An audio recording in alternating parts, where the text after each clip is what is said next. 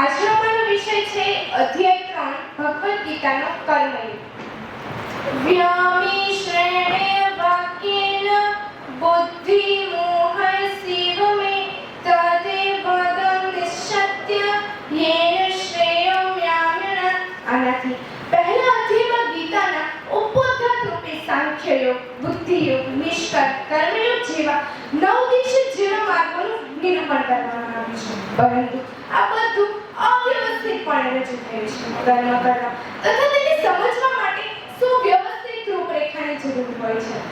શ્રી કૃષ્ણએ પોતાને પ્રાપ્ત કરવા માટે મુખ્ય 2 માર્ગો જણાવ્યા છે: સાંખ્યયોગ અને કર્મયોગ. કર્મયોગનો અર્થ છે કર્મ કરીને ફળની આશા ન રાખવી. ખરેખર કોઈ પણ મનુષ્ય ક્ષણભર માટે પણ કર્મ કર્યા વિના રહી શકતો નથી. તથા ત્રિગુણાત્મક માનના સંદર્ભ એવા 5 મહાભૂત તથા મન, બુદ્ધિ, અહંકાર, 5 જ્ઞાનેન્દ્રિયો, 5 કર્મેન્દ્રિયો જેવી યોગ પદ્ધતિઓનું નિરૂપણ થયું છે. શ્લોક 39માં કૃષ્ણએ સમજાવ્યું છે કે કૃષ્ણ ભાવનામૃતના સિદ્ધાંતોનું પાલન કરવાથી મનુષ્ય કર્મ બંધનમાંથી મુક્તિ મેળવે છે.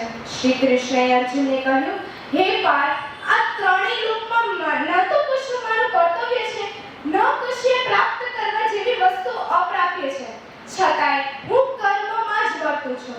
આત્માને કૃષ્ણ ભાવનામૃત જેવા સત્કર્મમાં પોરવીને રાખવો જોઈએ, નહીં તો તે માયા શક્તિ જેવા નિર્દિષ્ટ કાર્યોમાં પોરવા જશે.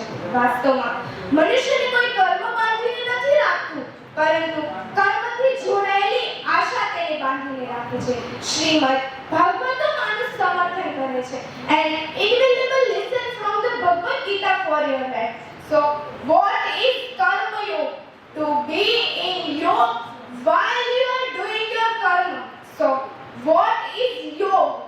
Yoga is union. It refers to the union of inviolable consciousness. Your mind is divine of consciousness. If you can to be yoga, that is karma yoga. So